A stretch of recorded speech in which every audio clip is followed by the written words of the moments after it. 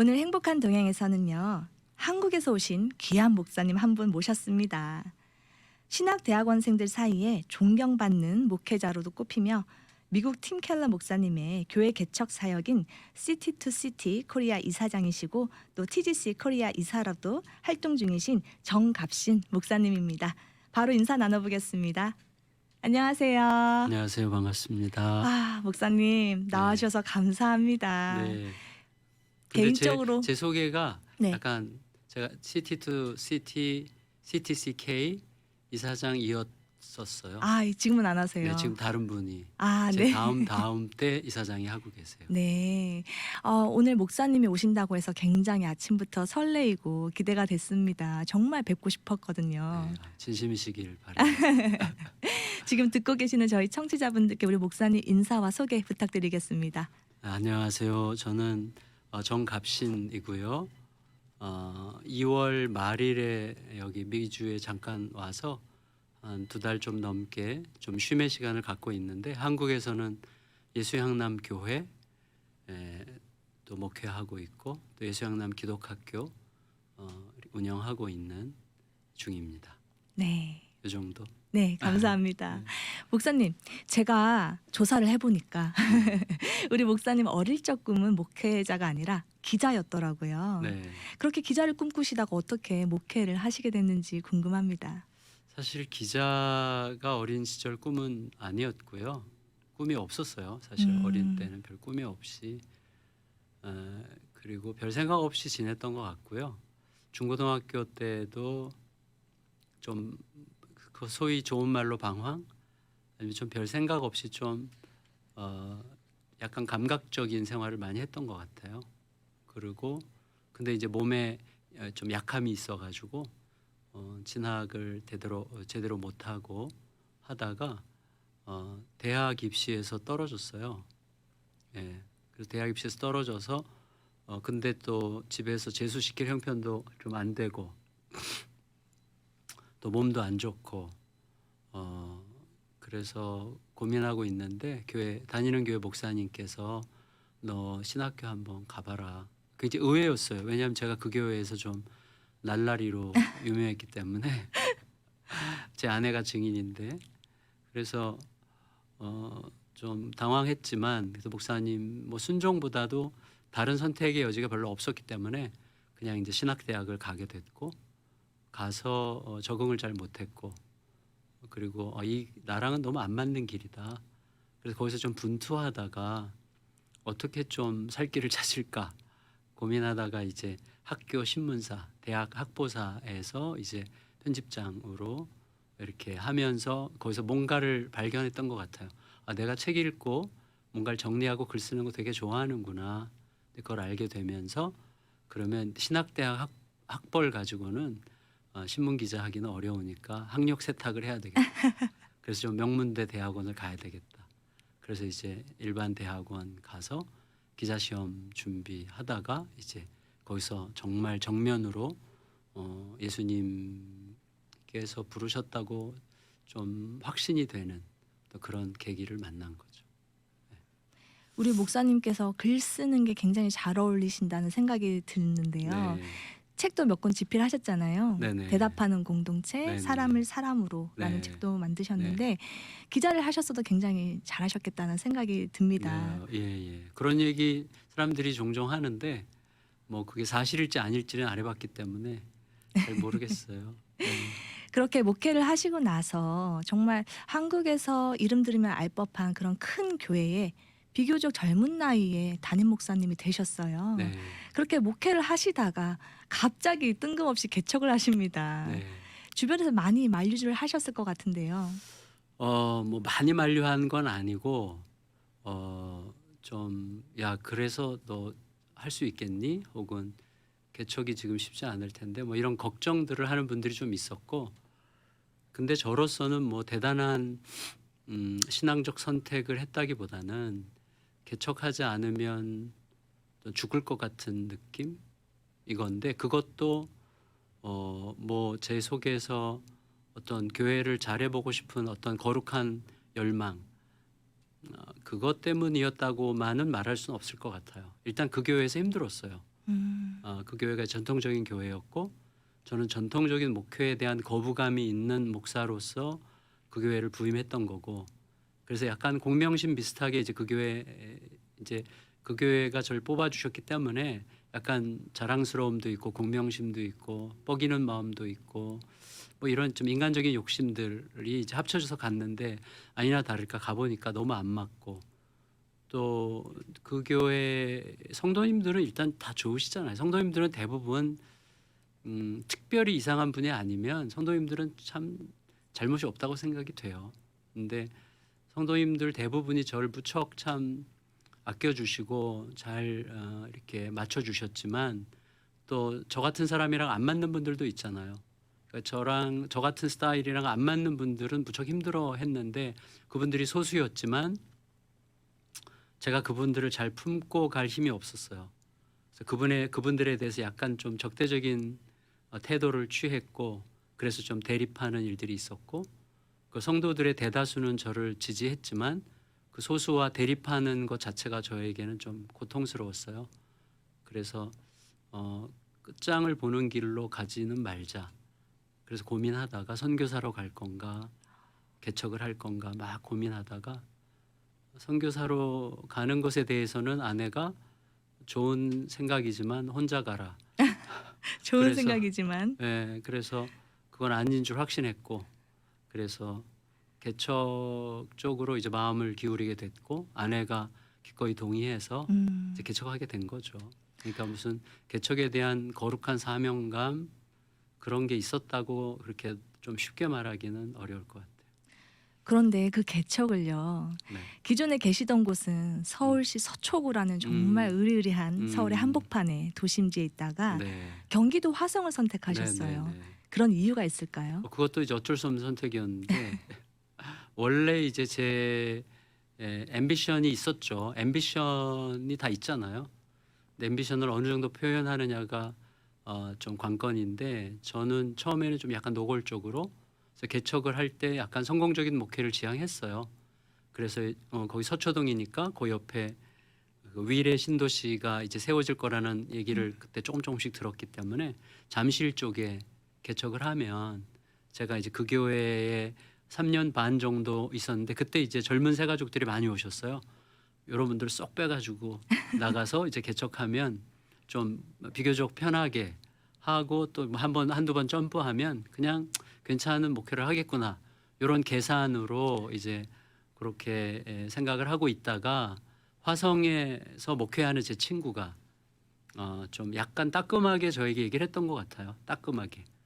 그래서 이제 그때가 47살인데 인생의 마지막 교회 개척일 텐데 그거를 이렇게 좀 뭐 어떻게 보면 레드 오션에 가서 막 비트기게 하지 말고 정말 교회가 필요한 곳으로 가야 되지 않겠냐. 거기가 어디냐? 화성이지 그런 거였어요. 왜 화성이냐 그랬더니 살인의 추억 이제 얘기를 하면서 여기는 정말 복음이 더 필요한 곳이다. 그리고 정말 복음적인 목회를 필요로 하는 곳인데 여기서 너가 그런 목회를 한번 추구해 보면 어떻겠는가 뭐 이런 식의 제안을 했고 그 제안이 제 속에서 거부할 수 없는 어떤 좀 부르심 비슷하게 들어왔던 것 같아요. 그래서 제 욕심이 고발당하는 느낌. 욕심이 고발당했는데 욕심을 또 쫓을 수는 없잖아요. 걸렸으니까요. 네네. 그래서 근데 마침 감사하게도 제 아내가 화성 가자고 그랬어요. 그래서 그게 이제 계기가 돼서 화성으로 간 거지. 제가 막 즐겁고 기쁘게 아골골짝 빈들에도 뭐 이렇게 하고 간 건 아니고. 결정적인 순간마다 사모님이 등장하시네요. 그렇죠. 제 아내가 결정적인 순간마다 저를 잘 잡아줬어요. 저는 약간 철이 없는 스타일이고 제 아내는 누나고 그래서 이제 저를 잘 지도해 주시면서 잘 키워 주시는 분이시죠. 보기 좋습니다. 그래요? 네. 제가 교회를 좀 이렇게 찾아보니까 네. 눈에 들어오는 키워드가 있었습니다. 지역과 함께 네. 지역을 섬기는 네. 그런 말들이 계속 눈에 들어왔는데 아무래도 네. 그런 목적으로 화성을 선택하시다 보니까 네. 화성에 있는 지역 주민들을 섬기기 위한 행사들이 굉장히 네. 많은 게 눈에 들어왔습니다. 네. 그렇게 지역을 섬겨야겠다 그렇게 사역을 방향을 정하신 이유가 있을까요? 예, 계기가 있죠. 그게 뭐냐면 물론 이제 처음부터 모든 교회가 모든 목사님들이 교회를 개척할 때 어, 하나님께서 교회를 거기에 있게 하신 이유에 대하여 질문하지 않을까요? 다 질문하실 것 같아요. 이제 그런 상황에서 저 같은 경우도 이제 그냥 그런 질문을 했는데 사실은 생각보다 교회가 짧은 시간에 좀 너무 빠르게 성장을 했어요. 근데 그 과정에서 정신을 잃은 거죠. 그래서 저도 모르게 좀 이렇게 이거 대형 교회 되겠는데 뭐 이런 그 엄청난 속도였기 때문에 그런 생각을 하면서 교회를 갑자기 건강한 교회에서 큰 교회 쪽으로 마음이 가면서 1년 동안 너무 집중을 했어요. 그래서 이제 약간 탈진 현상이 오고 지쳤죠. 그때 이제 하나님이 깨닫게 하신 거죠. 개척을 왜 했는지, 그래서 어떤 의미로 개척을 한 건지에 대해서 진지한 질문을 하지 않고서는 이거는 뭐 그냥 뭐 허울 좋은 그런 교회 하다가 끝나겠구나 이런 생각을 하게 하셨어요. 하나님의 은혜죠. 근데 그때 이제 그 말씀에서부터 시작해야 되겠다는 생각을 했는데 그때 주신 말씀이 에베소서 1장 23절이었어요. 그래서 교회는 그의 몸, 그리스도의 몸이니 만물 안에서 만물을 충만케 하시는 이의 충만이니라. 그래서 여기서 세 가지가 저에게 온 거예요. 교회는 그리스도의 몸이어야 된다. 그리스도의 몸으로 존재해야 된다. 근데 그리스도의 몸으로 존재하려면 그리스도가 존재하셨던 방식을 따라야 된다. 존재하셨던 방식은 깨뜨려지심으로 생명을 낳는. 그래서 교회는 깨뜨려져야 된다. 그래서 깨뜨려지는 구조로 가야 된다. 그 다음에 두 번째가 만물 안에서죠. 만물 안에서 한 교회가 한국 교회 전체를 상대로 하려고 하는 것 자체가 더 웃긴 거다. 하나님이 저에게 계속 한국 교회 걱정하지 말아라 이런 감동을 주셨거든요. 좀 시건방 떨지 말고 동네 교회가 되라. 그래서 이 동네에 있는 로컬리티가 너무 중요하다는 사실을 그때 깨닫게 됐어요. 그래서 지역과 함께 가는 지역 주민들이 저 교회는 저기 있어도 돼라고 생각할 수 있는 교회. 저 교회가 저기 있는 것은 우리 모두에게도 참 좋은 일이야 라고 생각할 만한 교회를 할 수 있다면 그것은 이미 그들에게는 그들 방식의 빛이 되는 게 아닐까 이런 생각을 하면서 아주 많이는 아니지만 조금씩 그런 식의 추구를 하게 됐던 것 같아요. 오늘 방송을 굉장히 솔직하게 해주셔서 네. 정말 감사한데요. 쉽지 아니요. 않은 고백이지 않을까 목회자로서 그런 생각이 아니에요. 들거든요. 네. 사실인데요. 뭐. 목회를 하시다 보면 우리가 다 사람이니까 욕심이 생겨서 네. 교회를 빨리 키우고 네. 빨리 부흥시켜서 이것 봐라 하고 딱 보여주고 네. 싶은 게 있잖아요. 네. 그런데 그렇게 교회가 커가고 있을 때 네. 정신줄을 딱 다시 잡으시고 네. 교회에 또 분립 개척을 하셨어요. 네. 그러니까 정신줄을 제가 잡은 게 아니라 하나님께서 제가 스스로 무너져서 탈진했기 때문에 어쩔 수 없이 뭔가를 잡아야만 했죠. 네. 그런 상황에서 지금 제가 보니까 네. 세 군데를 분립 개척하시고 또 네. 한 군데를 파송 개척을 네, 하셨습니다. 네, 네. 그 얘기도 좀 들려주세요. 예. 그러니까 그 아까 얘기한 것처럼 그리스도의 몸으로 존재한다는 것은 깨뜨려짐인데 깨뜨려짐을 그냥 관념적으로 추상적으로 그리고 흉내만 내는 게 아니라 가장 실제적으로 실천하는 방법은 교회가 깨뜨려져서 교회가 교회를 낳는 그래서 우리가 컨트롤하는 또 하나의 지교회가 아니라 완전히 독립해서 자식을 낳아서 그 자식이 독립적인 존재로 커가는 그런 교회를 교회가 낳는 운동에 참여하는 것이 깨뜨려짐의 가장 실제적이고 구체적인 표현이 되겠다. 이런 식의 이제 각성을 하게 됐고 그래서 그때 이제 정한 규칙이 1년 지나서 이제 그 규칙을 정한 거죠. 그래서 5년 정도 우리 교회에서 부교육자 생활을 한 분에게 분리개척을 할 수 있도록 기회를 주자. 그래서 6년 차에 첫 분리개척을 하게 된 거죠. 네. 멋집니다. 아니에요. 아까 교회가 교회를 낳는 것을 자녀를 낳는 것으로 비유해 그렇죠. 주셨어요. 네. 자녀 양육의 최고 목표는 그 아이의 독립이다. 네네, 이렇게 그렇죠. 알고 있는데 네. 마찬가지로 네. 교회를 개척하시고 그 분립 개척의 목표는 그 교회의 자립과 독립을 말씀해 주셨습니다. 네. 그러기는 사실 참 쉽지 않은 결정인데 네. 그걸 해내셨어요. 아니요. 해낸 게 아니고 많은 분들이 그런 얘기해요. 쉽지 않은 결정인데라는 얘기를 하는데 맞죠. 그리고 저도 거기에 동의를 해요. 근데 실제로 정직히 말할 때 그렇게 힘들지 않았어요. 왜냐하면 그러니까 거듭 하나님이 생각하게 하신 게 뭐냐면 이게 하나님의 교회, 교회는 하나님의 교회다라는 우리들의 고백은 진짜죠. 분리개척이 하나님의 뜻이라는 것도 진짜죠. 하나님의 교회에서 하나님의 뜻대로 행하는 건 힘든 일이 아니죠. 예, 그래서 그 생각을 이제 거듭하면서 이게 진짜라면 왜 힘들까?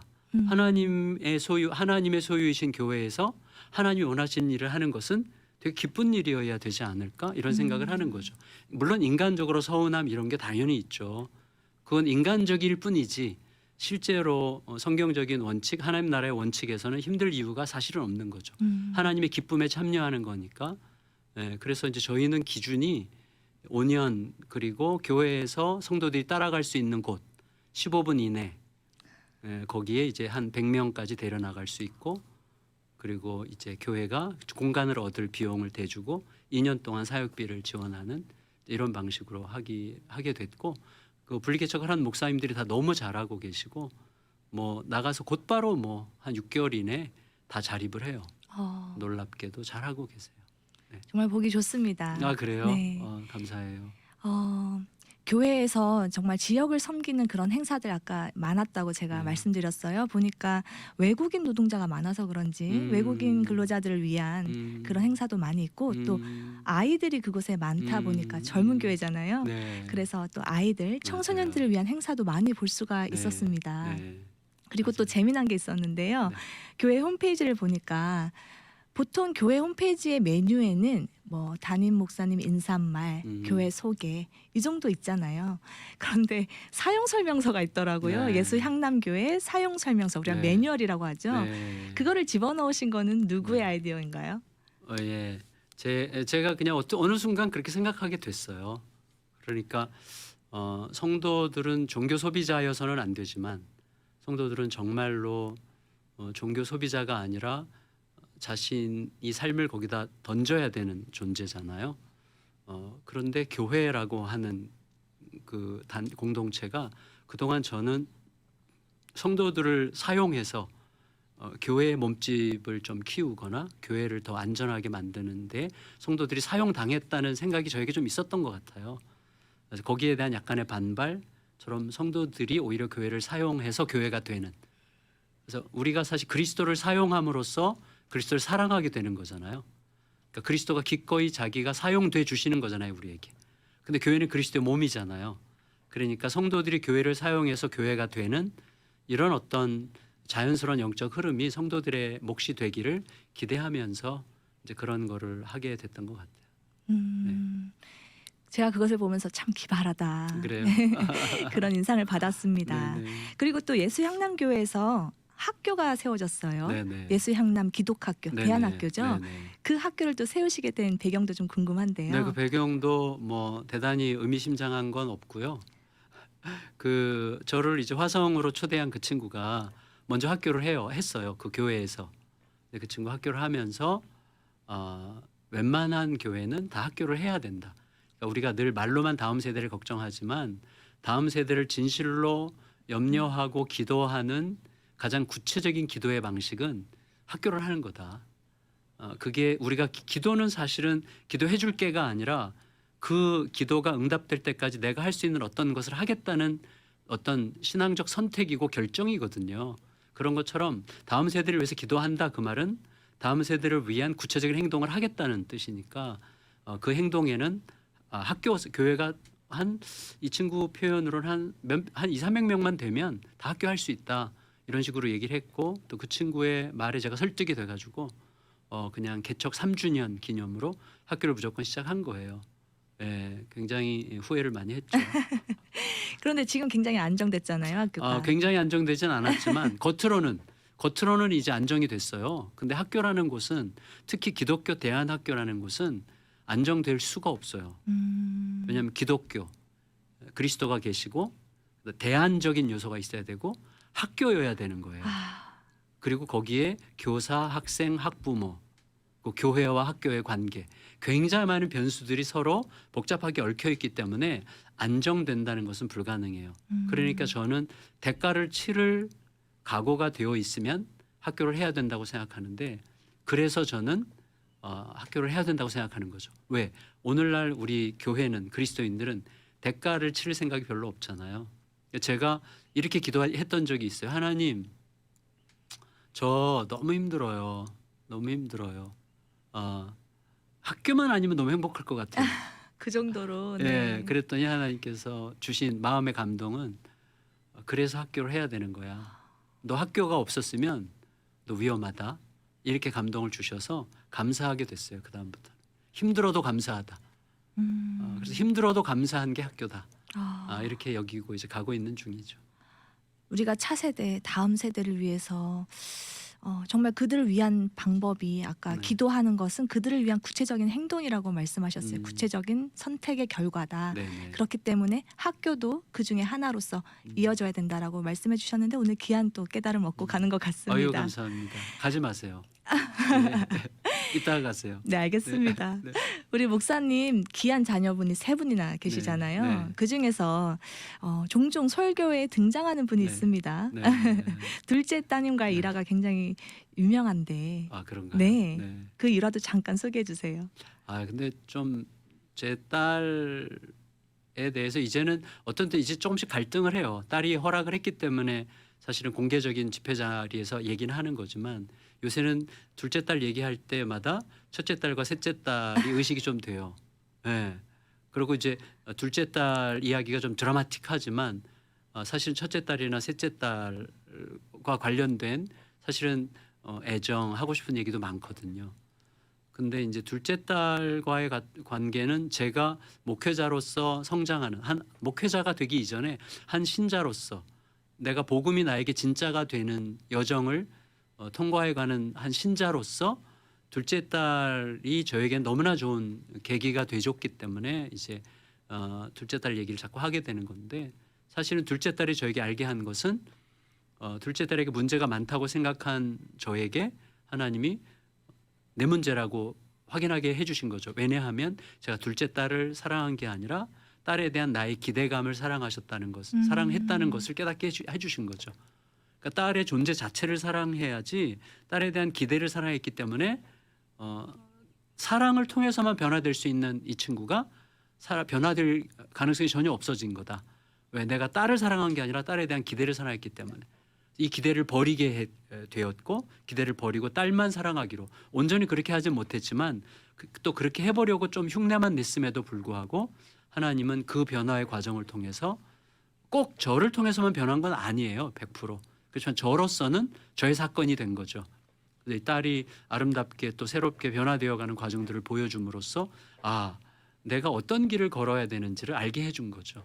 그런 의미에서 이제 고맙고 미안하고 짠하고 그런 거죠. 근데 제가 요새는 시간이 가서 그런지 첫째 딸 이렇게 뒷모습만 봐도 또 막둥이가 늘 침대 생활을 많이 하는데 침대에 늘 자빠져 계신데 막둥이 침대에 누워 있는 모습만 봐도 늘 좀 이렇게 짠하고 예쁘고 고맙고 미안하고 좀 그런 마음이 많이 생겨요. 제가 좀 변하는 것 같아요, 마음이. 하나님이 그 눈빛을 좀 바꿔주신 게 아닐까. 그거 당연히 하나님이 바꿔줄게. 저는 스스로 바꿀 수 있는 자가 아니니까 주신 거죠, 은혜를. 그렇게 한때는 사이가 힘들었던 그 둘째 따님이 현재는 목회자인 아빠 따라서 또 목회자인 남편을 만나서 교회 사모님이 되었습니다. 그러게요. 지금 스튜디오 바깥에 사위님이 지금 응원차 오셨어요. 그러게요. 저녁밥 얻어 먹으러 왔어요. 네. 굉장히 보기가 좋은 것 같습니다. 네, 이렇게 감사합니다. 따님과의 관계도 회복이 되시고 네. 또 이렇게 목회자 사모님이 되셔서 네. 참 보기 좋은데요. 그러게요. 너무 감사하고 그렇죠. 오늘 또 하나 깨달은 게 있는데요. 네. 내가 내 자녀 존재 자체를 사랑하는 건지 네. 그 아이를 향한 나의 기대감을 사랑하는 네. 건지를 네. 좀 돌이켜봐야겠다. 네. 그런 좋은 성찰을 주셨습니다. 감사합니다. 우리 목사님하고 말씀을 나누다 보니까요. 네. 저희 프로그램이 30분이라서 벌써 끝날 때가 거의 다 벌써 됐습니다. 그렇게 다 됐어요? 네네. 아쉽죠, 그렇구나. 목사님. 네. 좋습니다. 우리 목사님 앞으로의 비전과 계획이 좀 궁금한데요. 네, 저는 특별한 비전은 없고 이거예요. 저는 하나님께서 이루어 가시는 일들은 하나님은 항상 어디선가 일하고 계시고 하나님은 항상 말씀하시잖아요. 그러니까 하나님께서 일하고 계신 현장을 발견하고 그 하나님의 음성을 듣고 거기에 늦지 않게 참여하는 그런 일을 쉬지 않으면 좋겠다 이런 생각을 하고 지금 저를 둘러싸고 하나님께서 이루어 가시는 일들에 좀 적절하게, 정직하게, 겸손하게 잘 대답하면서 갈 수 있으면 좋겠다. 이런 마음이 좀 막연하지만 이게 제일 큰 기대고요. 좀 더 구체적인 기대는 이제 은퇴를 좀 하게 되면 많이 걷고 많이 읽고 많이 조금 쓰고 그리고 손주들의 좋은 할아버지가 되고 이제 이게 저의 아주 큰 소원입니다. 네. 상상을 해봤는데 참 행복해 보이십니다. 아멘. 마지막으로 짧게 네. 듣고 계시는 저희 청취자분들께 하시고픈 메시지 하나 주시고 네. 마무리하도록 하겠습니다. 네, 제가 하고 싶은 이야기는 신앙생활에서의 가장 큰 성공은 날이 갈수록 예수님을 더 사랑하게 되는 거다. 아멘. 네, 이거를 꼭 남겨드리고 싶습니다. 오늘은 교회가 속한 지역과 함께 성장해가는 공동체로서의 고민과 성찰의 기회가 된 것 같은데요. 오늘 우리 목사님 모시고 말씀 나누면서 귀하게 깨달은 게 참 많이 있는 것 같습니다. 오늘 또 그 귀한 깨달음을 가지고 다시 한번 고민해보고 성찰해보는 그런 하루가 되었으면 좋겠습니다. 오늘 저희와 함께 해주셔서 감사합니다, 목사님. 고맙습니다. 미주 복음 방송은 예수님만 전해요.